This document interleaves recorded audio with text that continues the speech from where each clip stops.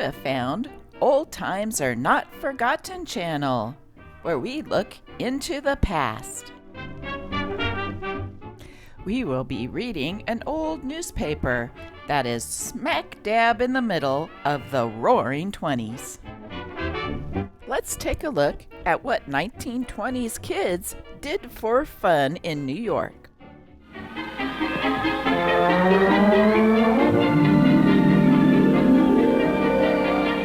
In early 1920s, young people of New York are all hopped up about the newest rage in sidewalk entertainment. It's the pogo stick, suddenly American youth's most popular way of doing something different. Skates and bikes were old hat to these boys and girls, and if you couldn't bounce with the best, you just didn't belong. But the fad faded, and skates and bikes came back.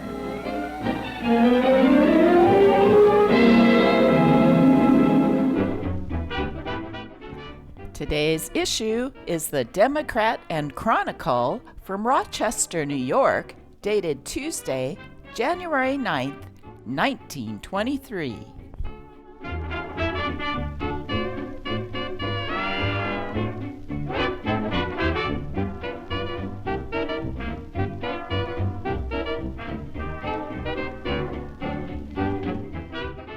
New York, January 8th. Fingerprints, centuries old, have been identified on a picture, St. John, owned by George T. Pearsons, as those of Leonardo da Vinci, Mr. Pearsons announced today. The experts who examined the prints did their work carefully, he said, that, had da Vinci been on trial, the prints would have convicted him. Arthur R. Sowell made the check, Mr. Pearsons said, photographing the fingerprints on the Pearsons picture and comparing them with those on several paintings known to have been done by the old master. According to Mr. Pearsons, extensive drawings are made of the prints on St. John and plaster casts of the thumb which the artist had spread his colors was then made. It showed plain arch prints with the mound of a scar appearing among the ridges, similar to a figure 8 or 2 circles. Photographs of the Mona Lisa, the Madonna and Child, and St. Anne, which hangs in the Louvre in Paris, and of St. Jerome, which is in the Vatican, are in the Metropolis Museum here, and according to Mr. Pearsons, show the same prints. It was prohibition in the 20s, and no one could drink alcohol unless it was illegal. And the prohibition agents had quite a time trying to catch up with those clever rum runners.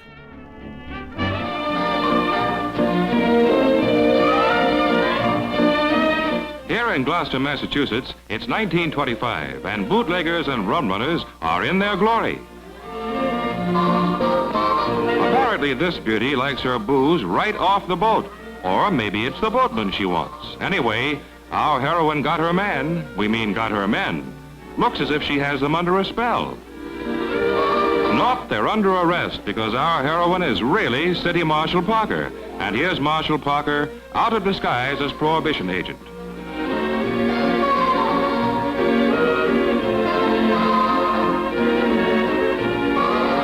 Near Richmond, Virginia, in 1928, police have tough time catching rum runners who employ smokescreen as aid in evading capture.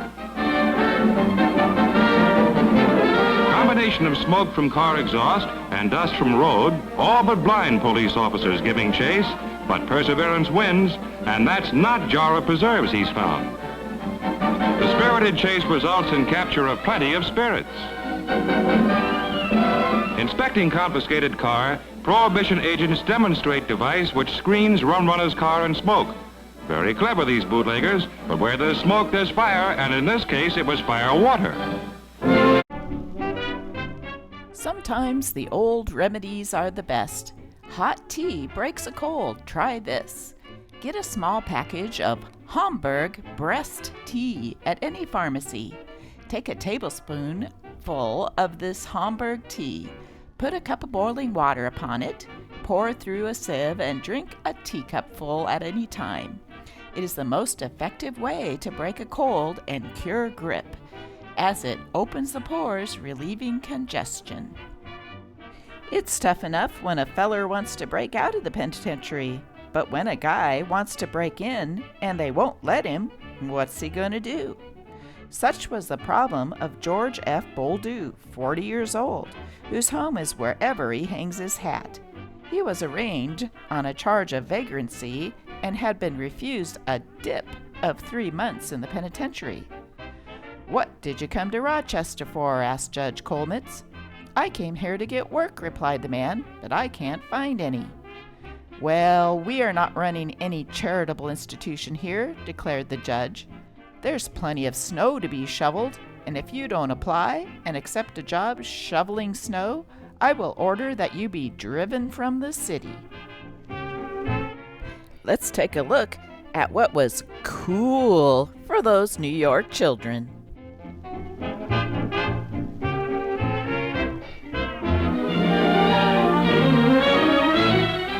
It's 1920, and hot summer days will no longer be burdened to these youngsters in New York's sweltering tenement streets. City's Mayor Hyland is chief speaker at ceremonies bringing relief to poor children in form of showers erected in neighborhood streets. Now, every day in the week will be just like Saturday night. Yes, Saturday night was the time that everyone took a bath, whether they needed it or not. I just can't imagine today waiting a whole week to get clean. Flashlight razor, a new combination of flashlight and safety razor shown in Popular Mechanics magazine, will enable all those who are in the habit of shaving when the lights are out, or to shave with more comfort where the light is poor. The handle of the razor is a flashlight. Now for some sports news. Oh, hey, isn't that? Yes, it is. It's Clara Bow doing some sports.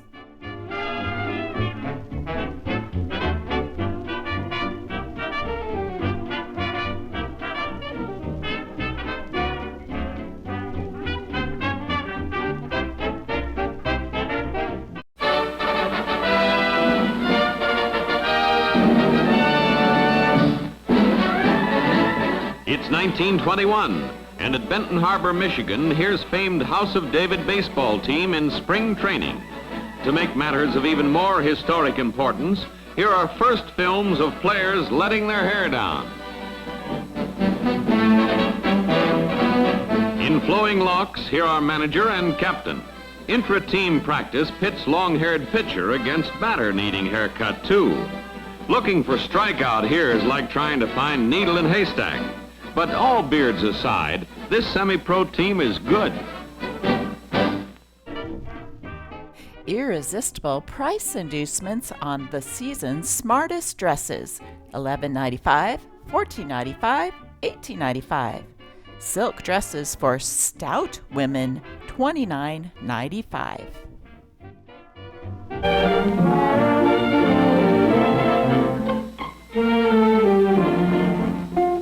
Beauty contest? Yes, in the nation's capital, they're looking for Miss Washington, D.C. of 1922.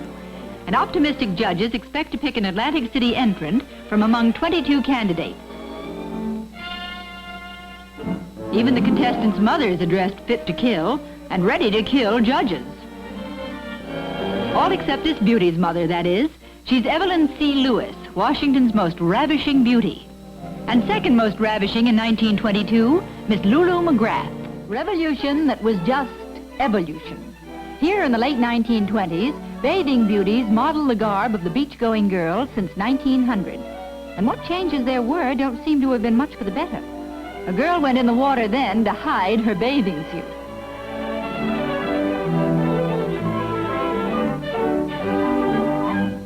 But what's coming off here? Why, it's off with the old to reveal the new. Well, new for the 1920s anyway. Just recently free to vote, women have decided they should be free to saunter in the surf and not be drowned by layers and layers and frilly material. Brave girls indeed to walk around like this in the terrible 20s. but how they would have blushed at the mere thought of a bikini.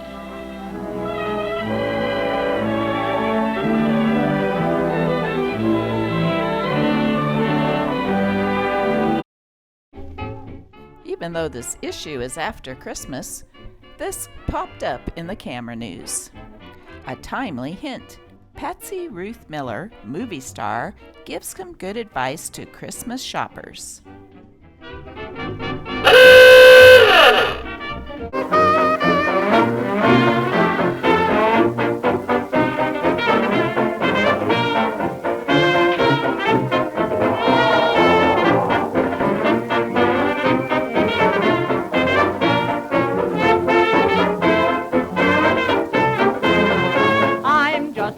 About animal crackers, I can't live without animal crackers, bears and tigers haunt me all day. And whenever I am at a swell cafe, say all I order is animal crackers, firecrackers won't do. Goodness gracious, I'm no chump, I just bit off a camel's hump. Animal crackers, I love you.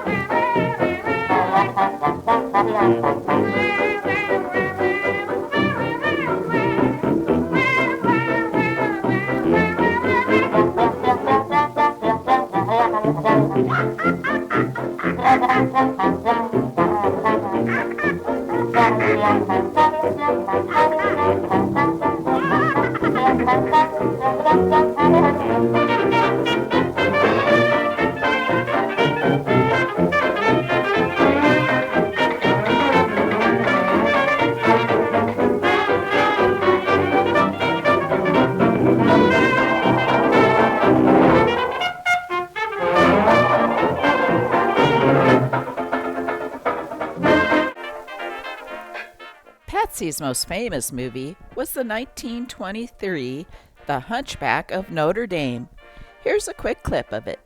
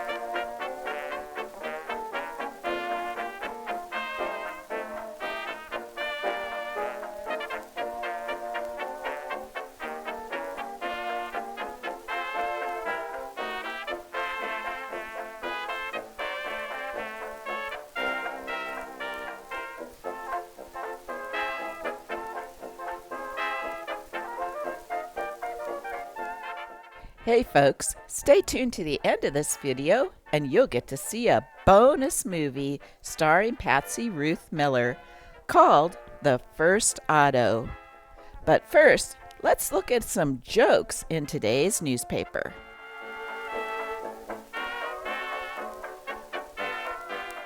The difference.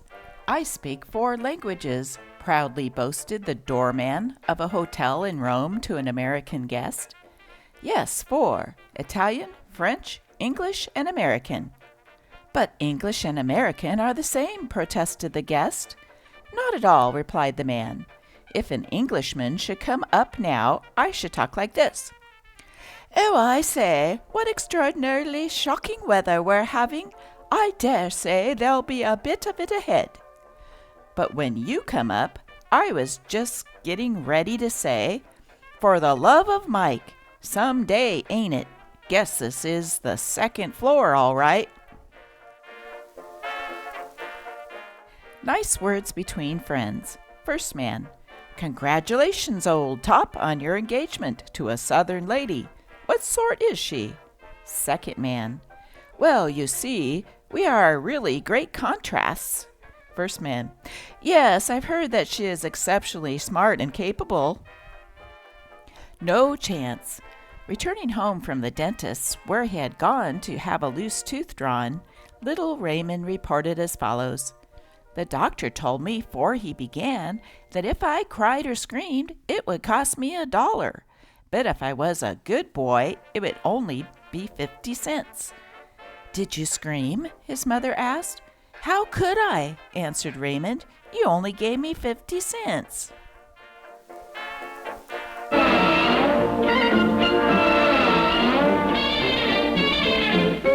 It's 1928, and at Saint Moritz, M. Giraudy, famed maître d'hôtel, has job he can get his teeth into.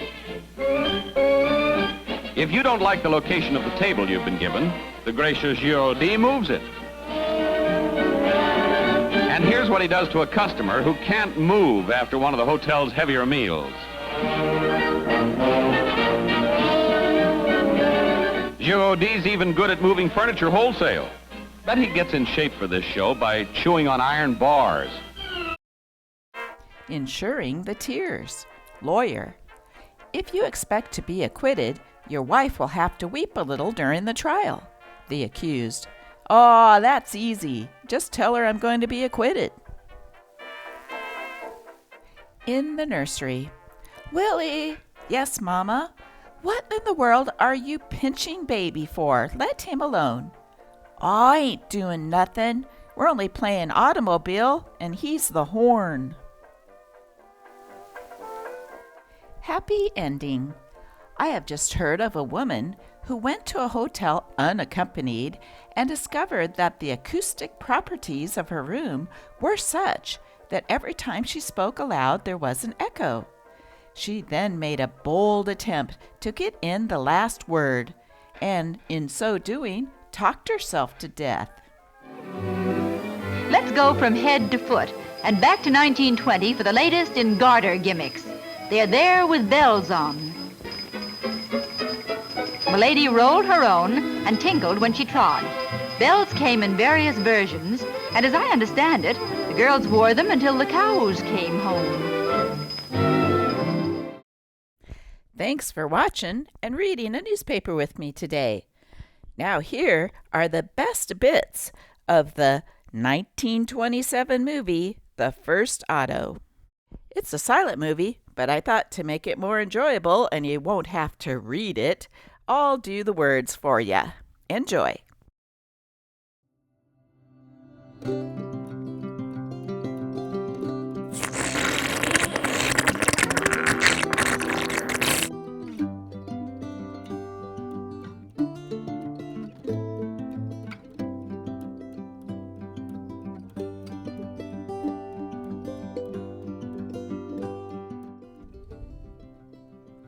Don't look, and I'll show you a surprise.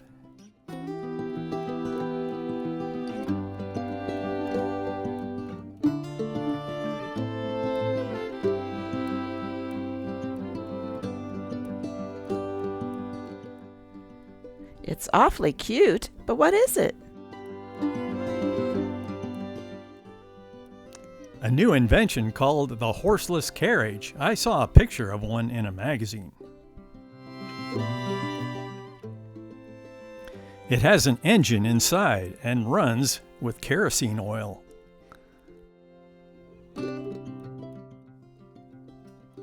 If it hasn't a horse in front, how does it go?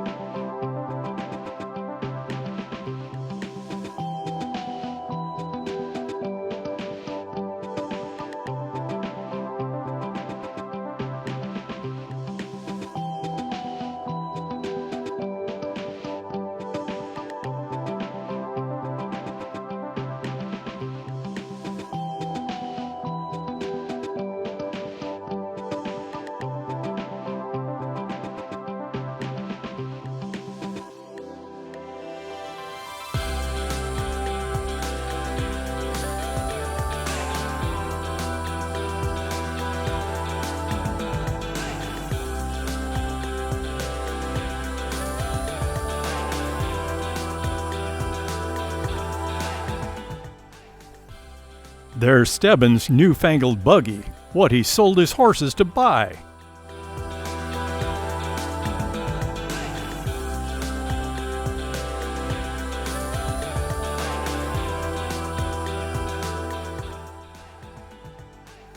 It's a great contraption. Nothing pull it and nothing to push it.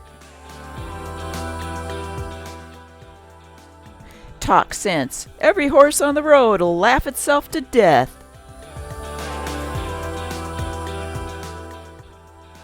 They'll laugh all right, 'cause they won't have nothing else to do. Pretty soon the only horses you'll see will be stuffed ones.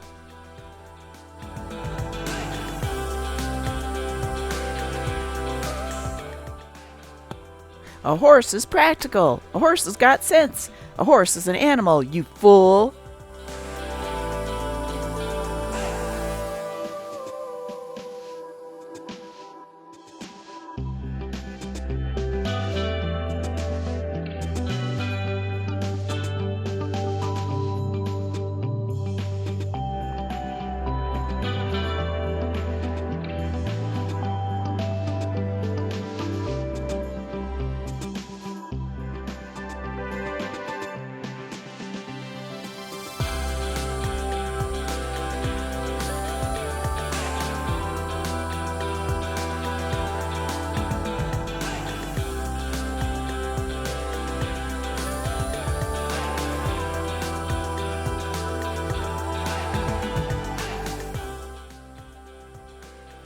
Can I wind it up for you, Mr. Stebbins?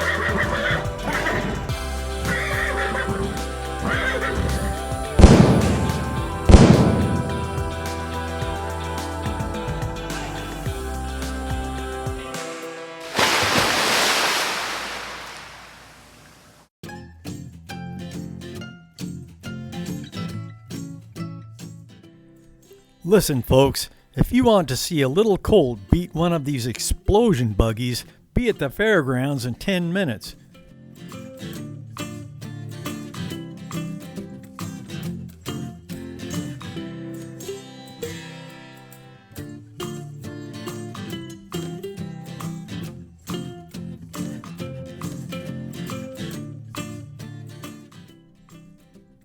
Ready?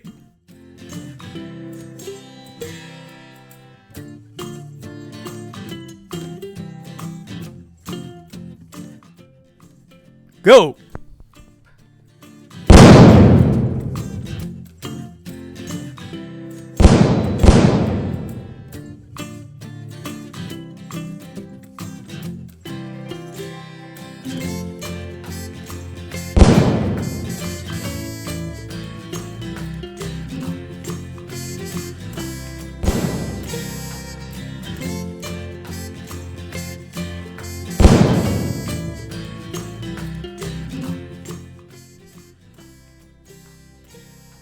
Hurry up, Progress. Don't keep me waiting.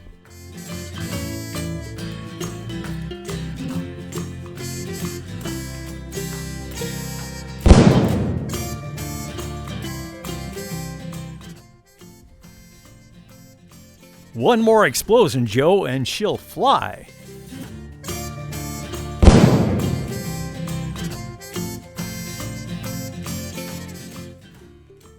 The horse wins!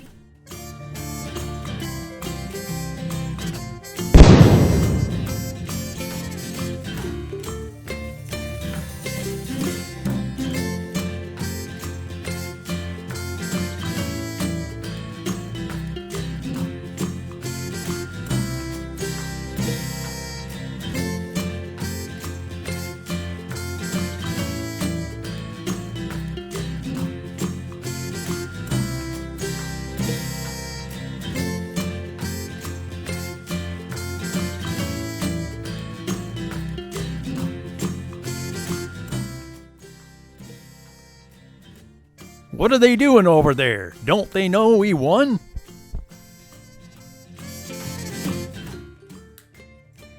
Sure, Hank, but it's nothing to see a buggy go with a horse. The wonder is to see a buggy go without a horse.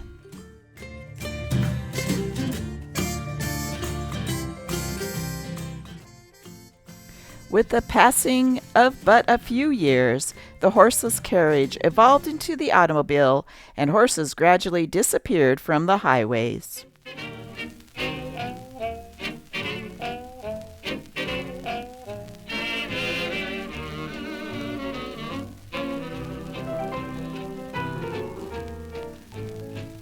Every morning, every evening, ain't we got fun? Not much money, oh, but honey, ain't we got fun? The rent's unpaid, dear, we haven't a fuss, but smiles were made, dear, for people like us. Oh, in the winter, in the summer, don't we have fun? Times are bum and getting bummer, still we have fun. There's nothing sure, the rich get rich and the poor get children. In the meantime, in between time, ain't we got fun?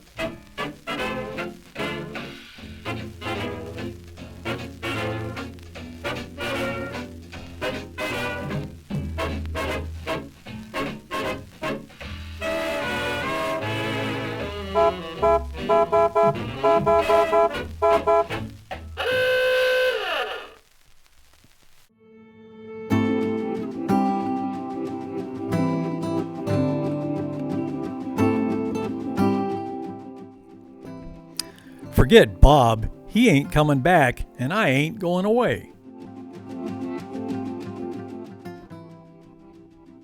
He is coming back, and we're going to be married.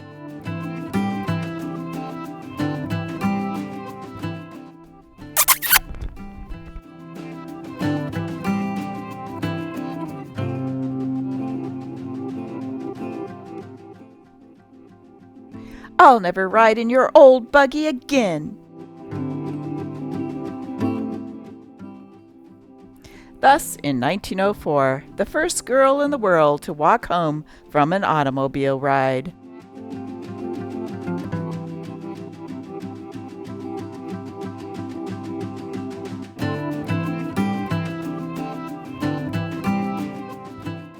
Hank Armstrong and Son. Automobiles.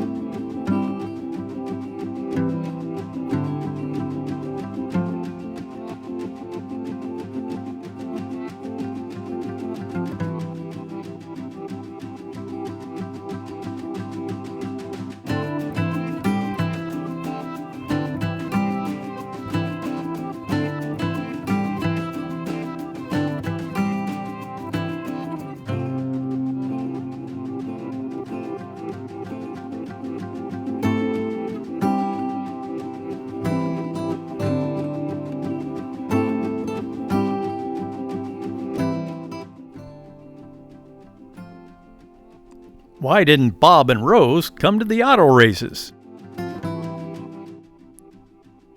Oh, they went to the horse show.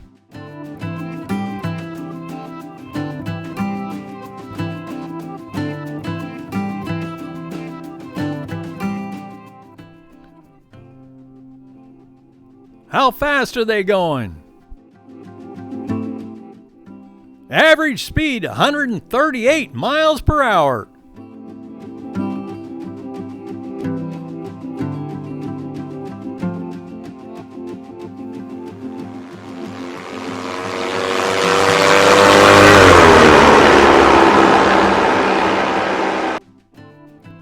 How fast is that bird going?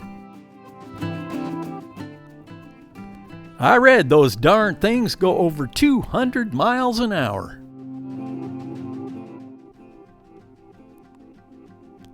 Gosh, what's the world coming to next?